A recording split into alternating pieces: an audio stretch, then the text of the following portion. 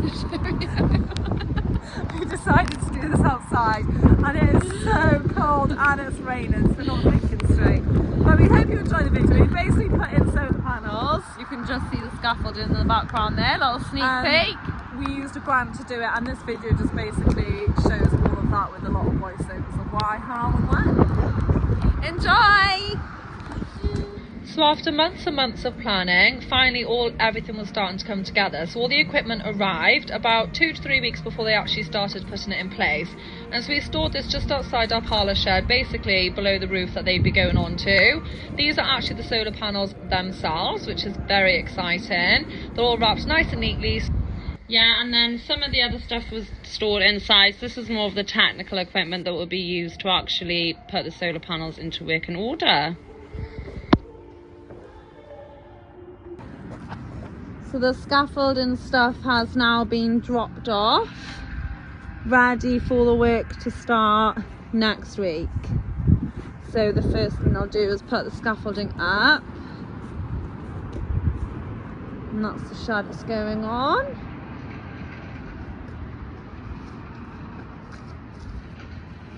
Ooh.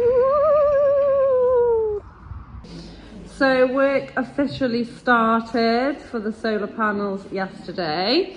So they are just waiting for the scaffolding to go up. So they've started doing the work inside the viewing gallery. So as you can see, that wall has been completely covered over with blank board. So that's what they were doing yesterday. Bit of wire coming up through the top there. So that's where all the electrical things are going to go. Started opening up all the boxes. So yeah, exciting stuff. So this is our viewing gallery then that people can come into to watch the milking. So you can see behind me the shed out there, and then the parlour is just by here. So that's where all the electrical stuff is going to go. So the idea is that people will be able to see what's going on with the solar panels, what energy is being used and things like that. And then the solar panels themselves will be going on the ceiling then, sorry, not the ceiling, the roof of the shed. So basically kind of above where I'm stood, but further down. The company that fitted the solar panels were really good. They were very efficient and they finished the whole job in just 2 weeks. Yeah, there was no messing around. While they were waiting for the scaffolding to go up, they got on with all the technical work inside, and yeah, they just did such a good job. We couldn't fault them at all. There was so much to do. Like, we thought it would just be a case of putting the solar panels on, but there was a lot of technical stuff as well. So this was at the end of day 2. So as you can see, they've come on a long way. They haven't actually started to put the solar panels on the roof yet, but there is a lot of technical work before they do that, and they've done really well so far.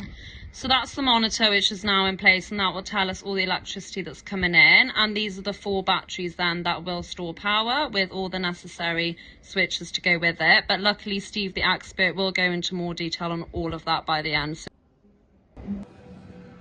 So day 3 is complete. So there's a lot of electrical work going on, so you can't really see a lot of difference, but they've been doing a lot of work connecting up all these wires and getting things ready. It's all very exciting. Wires are all in there then, so it's looking very tidy. Ooh. So here is the scaffolding. It's going all along the side of the shed, and then it will go straight up the front of the shed as well. You can see why it would have taken so long to put up, because there are just so many bars and parts to it. So we definitely just leave them to it, because it definitely would fall down if we put it up. Yeah, I wouldn't even attempt it. So yeah, it is up and running, so it's ready for the boys to go in. Safety is absolutely key when doing a job like this, especially when on a roof of a very tall building. It's important to have everything like this 100% secure and safe. Yeah, and we were extremely impressed and happy with the scaffolding. You can see the 2 doors there. It's just so safe. I was going to go up there and take a picture and all, but I'm a little bit scared. That ladder is really quite steep. Oh, it's not as bad from the side. Oh, wish me luck, everyone. I just got about halfway and I'm going back down. I'm too scared. It's really high. Like, I feel like an idiot. I just think at the very least I need a witness just in case, like, I do happen to fall off. I don't know if it's the height so much that's scaring me, it's the ladder. I don't really trust ladders. So yeah, that went well.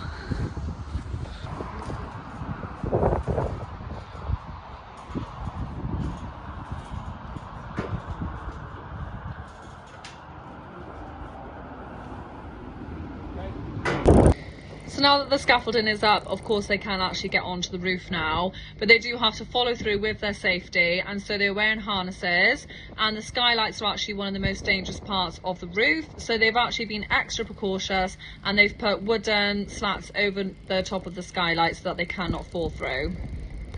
Yeah, the RE team were absolutely top class when it came to safety. They didn't take any risks, which of course they shouldn't. As you can see, the road is there, so everyone has a great view of what's going on.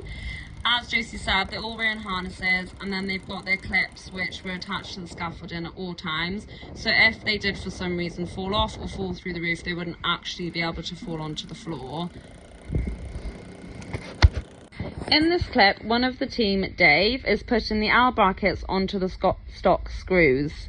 These are used to support the rails, which will run from the gutter to the top of the roof. The solar panels are then bolted onto the rails, so this is the beginnings of the preparations. So there was always 4 men on the roof at a time and 2 boys close by, and then there was about 2 people doing the electrical work. So in order for the solar panels to be able to work, electrical cables had to be fitted from the devices in the viewing gallery up to the solar panels on the roof. So to be able to do this, they used what's called a cherry picker to get up to the ceiling and fit the wires across. Thank you very much, sir. I was well scared going up that ladder.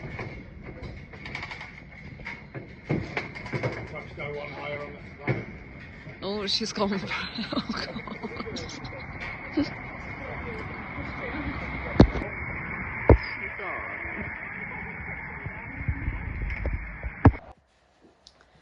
So they're really starting to get into the last bits now of the solar panels going onto the roof. So we've got our dad here, so he's going to tell you now all about the solar panels, the grant and everything that went into getting this project done. Yeah, well, we put in for a grant which was from the national parks, and we have about 150 acre in the national parks, and that qualified for us to put in for a 70% grant on solar panels. So we applied, and we didn't get it the first time because we did put it in a bit last minute and it was a bit rushed.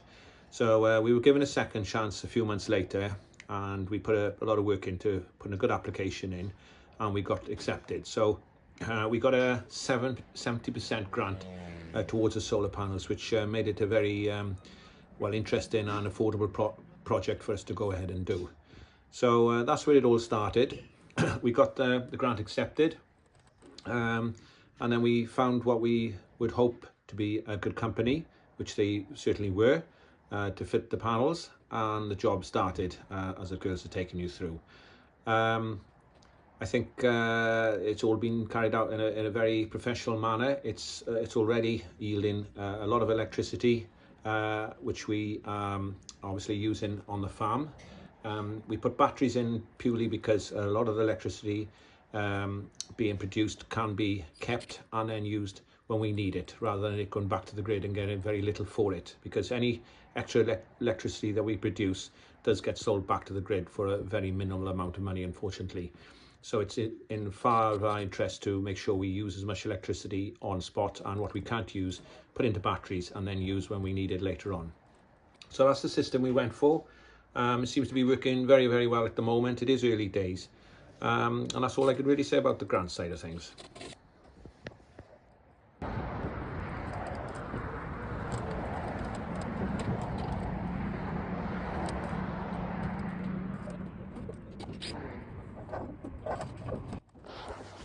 So it's quite important for people to look out for what grants there are around.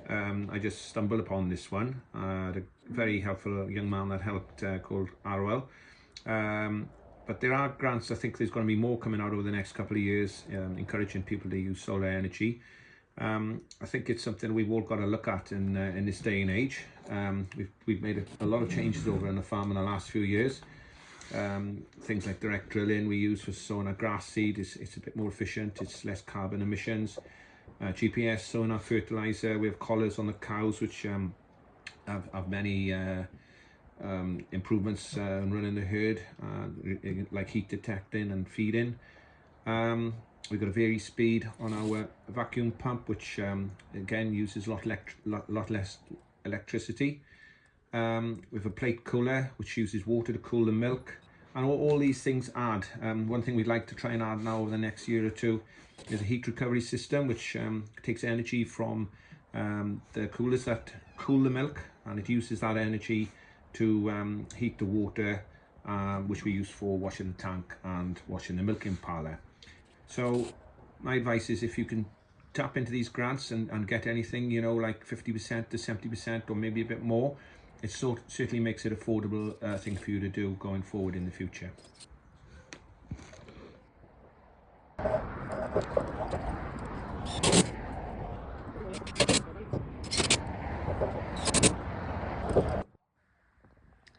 As we briefly mentioned earlier, once the work started on the roof, it did literally only take them about 2 days to get the job completely done. They literally got on with it so quickly and so well. I don't think any of us could actually believe how quick it was. We were all like, oh wow, have you actually finished? But yeah, they were just obviously so good at what they do, and we were just really, really happy and impressed with the job.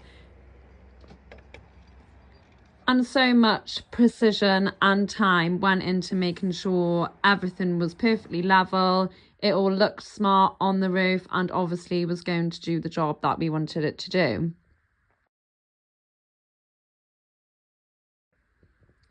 This is just a quick start to finish of the inside work, so you can see how much it changed from day one till the end. As farmers, we're always looking to try and move with the times and adapt our business in ways that will make us successful and also benefit and help the environment and everything around us as well. So our solar panels are finally in place, which is really, really exciting. So everything is now up and running. But because it is only our first day of it being up and running, I have absolutely no idea what's going on. But lucky for us, we've got lovely Steve here, who is going to tell us all about it. So I think we just start with the basics of what's going on. Yeah, so just briefly explain what we've got. This is just a monitor to show exactly what's happening. Over to our left, we've got the inverter, which is converting the power from DC on the roof down to AC, which we can use in the parlour and around the farm or wherever it's required. If there's no demand for the electricity, it will go into the batteries and store it in the batteries for use later on. We've got 4... Like winter and things like that then? That's it, yeah. Well, not so much winter, but overnight. Oh, so okay, yeah, when there's no sun. When there's no sun. Makes sense. So it's just saving the energy that the sun is producing, putting it into a store and then using it later on at night. So each of the 4 batteries are 5.8 kilowatts, so you've got about 23 kilowatts of stored energy potential. If we show you the screen now, this is roughly what it's doing now. So at the moment it's fairly dull overcast day.